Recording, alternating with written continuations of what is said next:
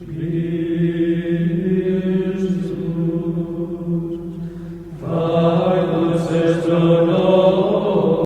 el altar de las ánimas y el de Jesús Nazareno nos encontramos una urna sepulcral que está rematada por un arco ojival tallado en la pared.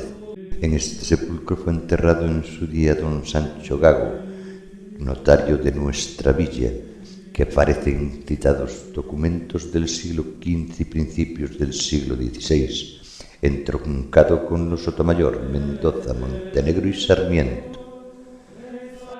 Como podéis ver, a la izquierda se ve una pequeña inscripción en la que se ve claramente no hay.